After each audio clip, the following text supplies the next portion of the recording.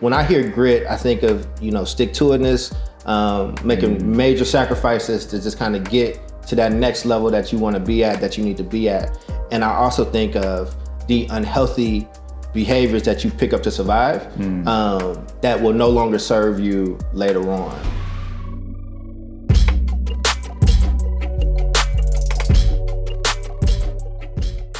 So I got another word that comes to mind that I have mixed feelings about, but I'd love to get your reaction to. Okay. Grit. Grip? Grit. Grit. Oh, yeah. Yep. Wrote a book about it. Yep. What comes to mind is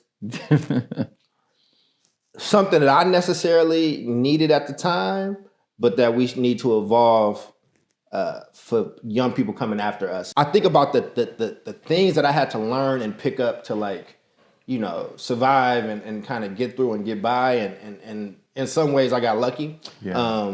But again, as an adult, it's not the healthiest of it might not be the healthiest of behaviors. So I said this on a show.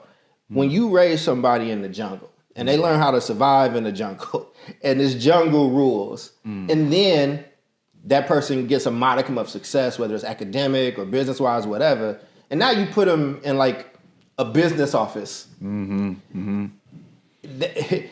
All the things that he might have accomplished or did or survived, now can become somewhat of a hindrance or have you looked down upon in this new space. Right. And so, I'm writing a new book right now called Crack Baby Residue, which is a follow-up to that first one. But one of the questions that I'm asking, is it really the rose that grew from concrete, or is it nigga fuck you? Let me tell you what I mean, right? Like when Tupac is talking about the rose that grew from concrete, when it's like, look, yo, if somebody grew up in the conditions of a Detroit, of a Chicago, of a Oakland, of a Brooklyn, and like really made something of themselves and survived the racism, like cats in your neighborhood, like it's just kind of coming from all sides, and then you get some success. It's like, yo, where I come from and who I am, like that's something to be celebrated. Like that's why Jay-Z means so much to a lot of people. That's why,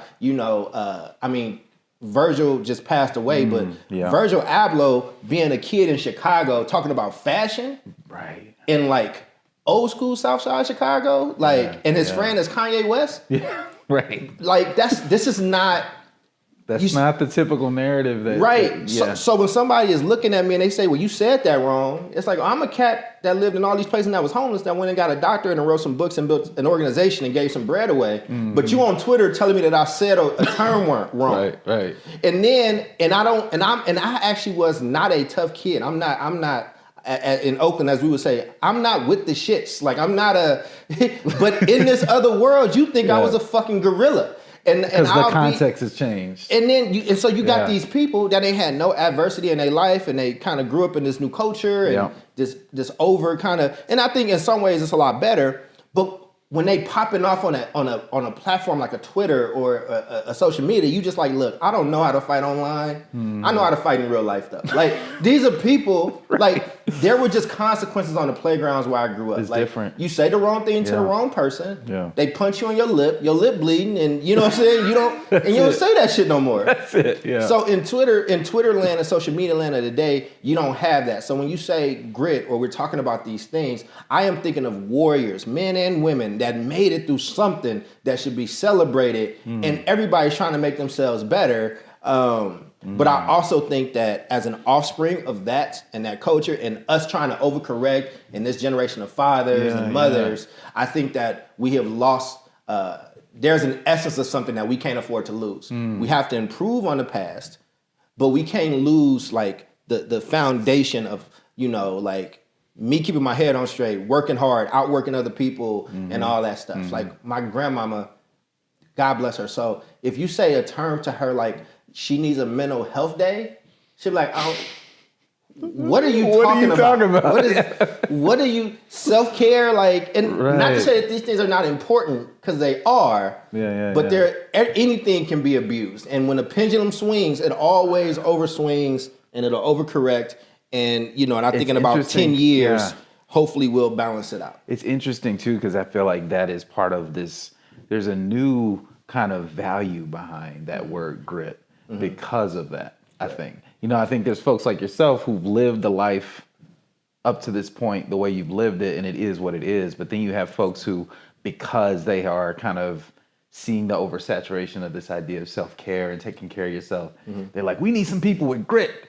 Right. And they say it with this way that's like, it's some kind of novel thing. And it's like, man, that's been in the ether for a long time, but now there's some added level of value to it, I think, in the 2021. And I know I give super long answers, so sorry about that. Nah, bro. But here's what I do know, and this is why I'm a win in certain ways. Yeah. Winning ain't even about talent at this point. It's about who gonna show up and who can just kind of stay in it, to be honest with you. And what I mean by that is like, it's kind of not hard to outwork people in this upcoming generation. It's like, yo, like... There's an aversion to work. That's the problem. Listen, you've seen my videos, and I know you'll probably link them or something, but I got one where, I talk about the 9 to 5 and the 5 to 9. Like, again, as a homeless kid that grew up with parents that was on crack until I was in middle school, 9 to 5, I don't care if you like it or not. Like, my dad had a lot of pride, he lost a lot of jobs, and we was a lot of homeless. Yeah. Like, there's consequences to stuff. Yeah. So 9 to 5, I don't care if you shoveling shit. Like, if that's what's paying your rent, then that's what you got to do. But your 5 to 9, you own. Yeah. So especially in a world that got YouTube, that got free books that you can go on Amazon and have things sent to you, that is 5 to 9 is where you invest in yourself. That's where you build out the other skills. Like, I didn't know anything about building podcasts or videos or whatnot, but there's YouTube videos, fam. You can learn Photoshop. You can YouTube anything. You can use I can't draw a circle. But I've created a whole line of clothes using Canva and Teespring. The point is that if you want it, it's there.